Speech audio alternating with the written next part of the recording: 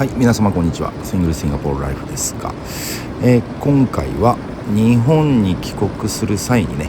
ちょっと利用した、今回上海経由でねちょっと帰ることになったんですけど、その時のねビジネスクラスの模様を、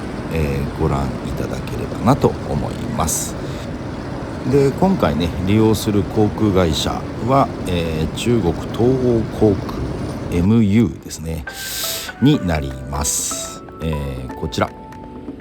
10時10分発ですね、上海行き MU546 こちらを利用させていただきたいんですが、今ねちょっといろいろ言われておりますが、別に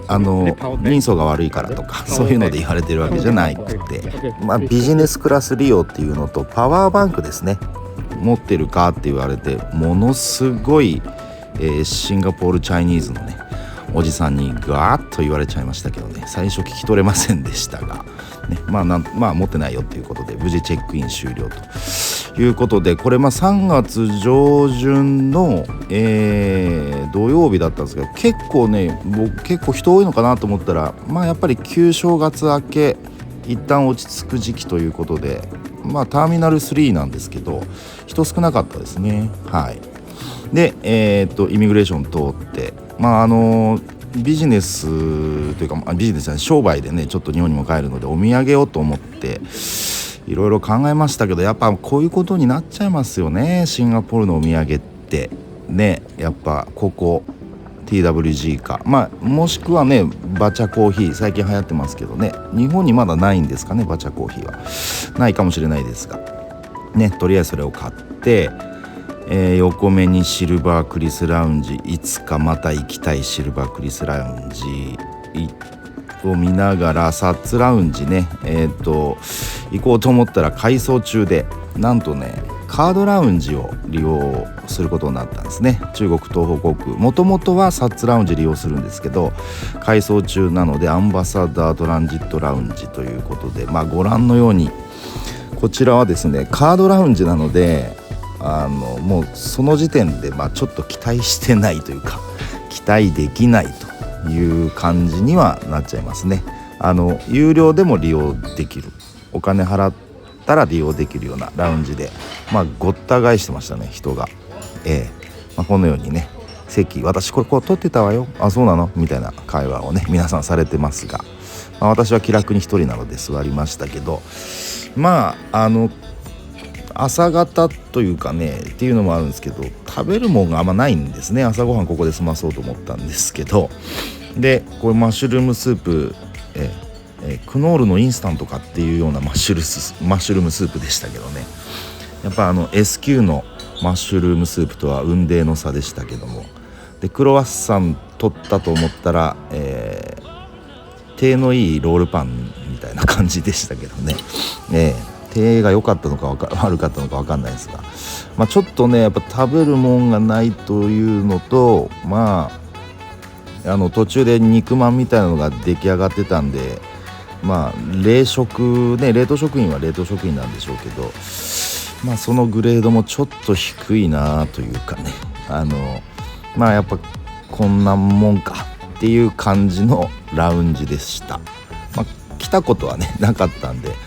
経験則としては良かったのかもしれませんが、もうパパッとねラウンジは出まして、搭乗口の方に向かっておりますが、ちょっとね搭乗口が遠いのでスカイトレインに乗ってね、搭乗口まで行きますが、スカイトレイン乗らなくてもね歩いてでも行けるのは行けるんですけどね、一番端っこだったので、スカイトレインに乗って、搭乗口付近に着きましたよということで、搭乗口は A の21だったかな、 A の21だったと思います。はい。でこれからね皆さんにお見せするんですが、乗る飛行機は中国東方航空じゃないのかよって感じですよね。上海航空が止まってて、でも表示は MU になってる、中国東方航空になってる、どういうこっちゃっていう話で私は頭の中ぐるぐる回してたんですけど、オペレーティッドバイ上海エアラインズ、要は、コードシェアとしてもいいチケット載ってなかったんですよね。これがまあ不思議だったんですけど、上海航空と、中国東方航空は、中国東方航空の完全子会社になったので、スカイティームにも入ってるんですけど、ただ通常はですねコードシェアでもね、上海航空っていうのを記載する、チケットには記載されるしと思ってたんですよね。表示もね MU になってましたけど、上海航空のレターコードはなかったので、これはちょっと不思議で、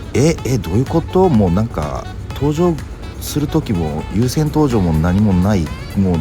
さすが中国系みたいな感じになっちゃったんですけど、いいやと思いながら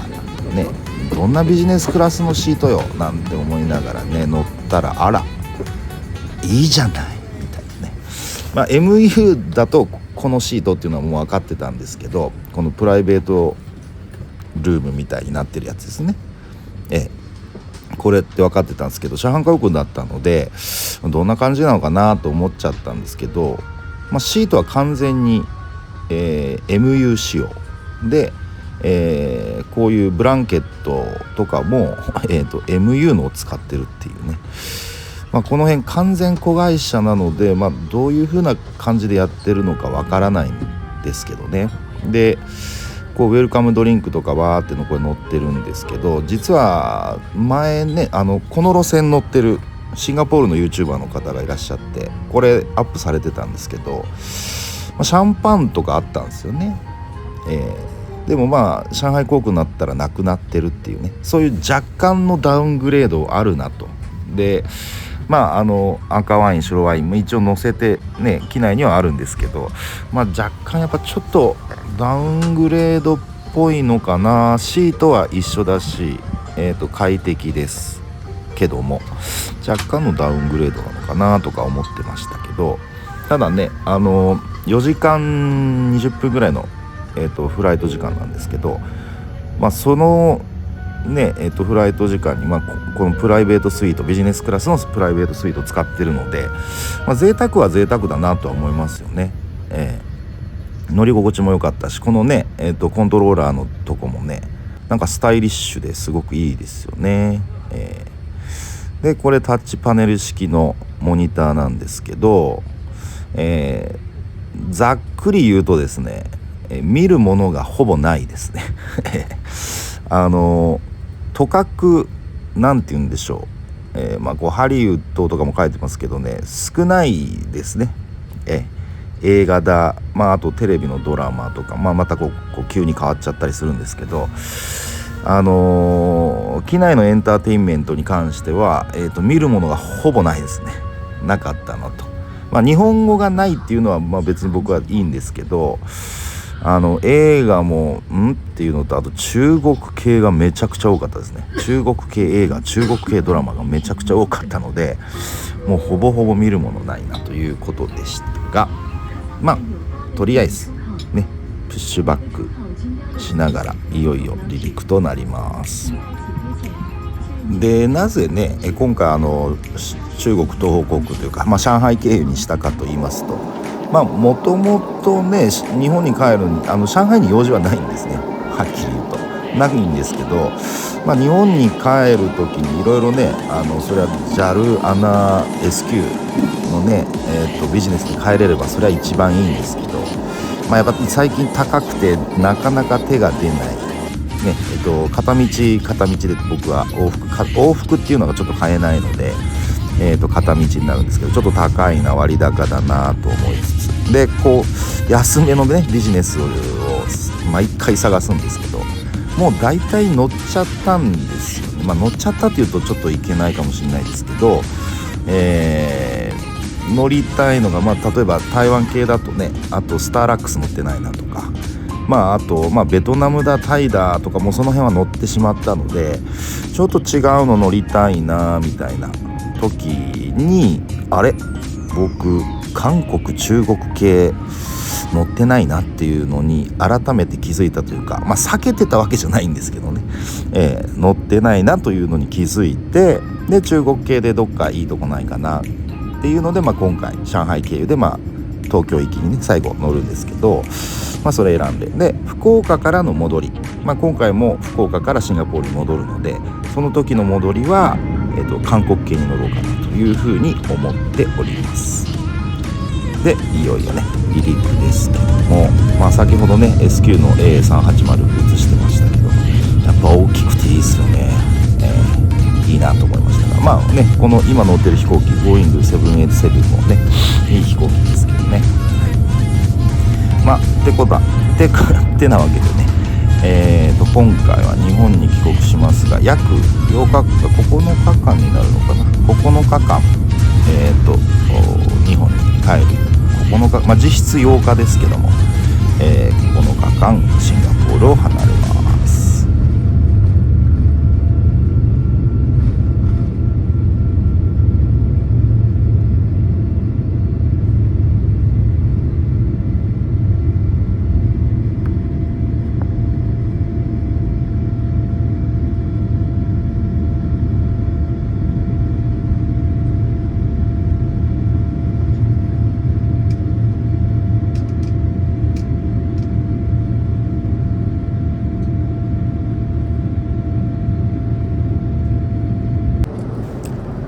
はい、それでね後で気づきましたが、ちゃんとスリッパもありました。そこそこ機内飛行機の中ではいいスリッパでしたけども、でこれがナッツの盛り合わせとドライフルーツが一緒になったパッケージでしたね。で、間もなくね機内食始まるんですけど、赤ワインと、あとやっぱり中国系なのでチンタオビールということでオーダーしましたけども、あれですね、機内食はですね、シーフードパスタスパゲティと、であとシーフードの料理と、あとベジタリアン向けのやつを選べたんですが、で僕はねもう一つ、肉系はね牛肉のオイスターソース炒めみたいなやつだったんで、これ無難だろうということでその無難なのにしましたが、でボンと現れたのが後で配られた、ブレッドですね、ガーリックブレッドを、注文というかね選択しまして、でこちらサラダですね。全然美味しかったです。生野菜全然美味しかったですね。鮮度も良かったと思います。で隣にカップがね少し見えると思うんですが、それにねドレッシング入ってたんですけど、なんちゃないサラダっちゃサラダなんですけど、生野菜ね美味しく食べれるんだったらということで食べてましたけど、4時間ちょっとのフライトの時間で、S q とかだったらねワンプレートじゃなくて一つずつ出してくれるような感じだと思うんですけど、4時間以上のフライトだったら S q はそうするんですけど、上海航空ね、中国東方航空はワンプレートで提供ということでしたね。味はね悪くなかったんで、そこそこいけたかなと思いますが、でこちらが、牛肉のオイスターソース炒めですが、牛肉はねスライスされたやつの提供で、やっぱ外れがないなっていう感じですね、この料理に関しては。美味しかったです。肉の臭みもやっぱり味付けが濃いのでそんなに感じるものではないですし、で、チンゲン菜とね人参の野菜も、ボイルしただけなんでしょうけどね、ソースにつけて食べると十分美味しいみたいな感じでね、肉も柔らかかったですしね、機内食としては普通に当たり前に食べられたなという感じです。ただねこの米が米というかご飯ですね、ご飯が中国米なので潮流米ではないですけども中国米なのでちょっとパサついてたなっていうのは思いましたけど、でこちらがホタテ、ちょっと辛そうに見えたんですけどね、ちょっとトライしてみましたが、これも普通に食べられたなという感じですかね。全体的にちゃんとまとまってるような機内食だなという感じはしました。でこれガーリックブレッドにバター乗せてますけども、なんでしょうね、どっちかっていうとね、すごい美味しいっていうよりも、ラスクぐらいパリッとしたようなねバゲットでしたけどね、それこそ S q のガーリックブレッドとかとはちょっと違う食感、ラスクのような食感だったので結構特徴的でしたけどね。はい。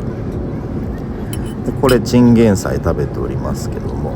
往々にして機内食、そこそこ良かったというか、いいんじゃないかなと思いましたね。でこれがね、例えば本当の中国東方航空になるとどれぐらいなのかっていうのはちょっと僕は分からないですけども、上海経由して東京までのチケットで今回片道だったんですけどね、1600ドルぐらいかな、1700ドルぐらいするんですけど、どうしても片道だとね割高になりますが、それでもこんなもんなんじゃないかなみたいなとこはありましたね。比べてしまうとそれは S q とか JAL とか ANA の方がこだわってるなとは思いますけども、全体的にね欧米とかそういうところを含めていくとこんなもんなのかなみたいな感じですね。でこれおかわりしちゃったんですよね。ガーリックブレッドおかわりしたら3つも来ちゃったみたいな感じなんですけど、で先に言っときます、伝えておきますと、客室乗務員さんのホスピタリティ接客だとかっていうのはね素晴らしかったですよ。あとねそれも含めて、いろんな意味で、客室乗務員さん僕いいと思います、上海航空。はい。でね最後にフルーツなんですけど、でねこのフルーツがね上海航空美味しかったですよ。美味しかったというか甘かったですね。結構フルーツってね当たり外れ多いですよね。機内食のフルーツは多いと思うんですけど、このフルーツは全てメロンだパイナップルだねいろいろここありますけど、結構ねどれも美味しかったですね。もしかしたら少しだけ砂糖液つけてるみたいな感じもしなくはないですけど、でも美味しく食べられました。でこれ最後のデザートですね。デザートだけは別で持ってきてくれました。ティラミスですね。俗に言うティラミス、もうおっさんはですねもうティラミスに目がないのでスイーツ詳しくないんですけど、ティラミスだけは本当に美味しいって思ってるんですが、良い悪いは別として冷凍だろうなみたいなティラミスでしたが、僕はこれとコーヒーですごく美味しくいただきました。でねこれなんで写してるかというと、見るものがないって言ってたと思うんですけど、35、6年ぶり以上ぶりにドラえもんを見てたんですよね。映画版のドラえもんを見てました。さすがにね何にも見ずに機内食食べるのはちょっとなと思って、仕方ないからドラえもん見ようかなみたいな感じでしたけどね。もう当然声優さんもほとんどっていうか全員変わってるんでしょうね。もう30何年前はね、もう私の年に近い方はねもうドラえもんの声優さんなんですけど、今はもう全然違うっていう感じですけど、なんか違和感なく見れましたけどね。結構おっさん久しぶりのドラえもんだったんですが、結構感動しましたねドラえもんに。45を超えたおっさんがドラえもんを見ながら機内食食べて結構感動するというね内容でしたけども、で、上海航空中国東方航空も一緒かもしれませんが、一番前のこの4席ちょっと取ってたんですけど、あれファーストクラス扱いだったんですね。スペースはビジネスの2倍ぐらいあったと思いますけども、ファーストクラスも設定されてました。で今これフルフラットにした状態で、撮らさせていただいてますが、足元も結構広めだと思います。足元のこの部分ね、結構回転寝返り打つとちょっと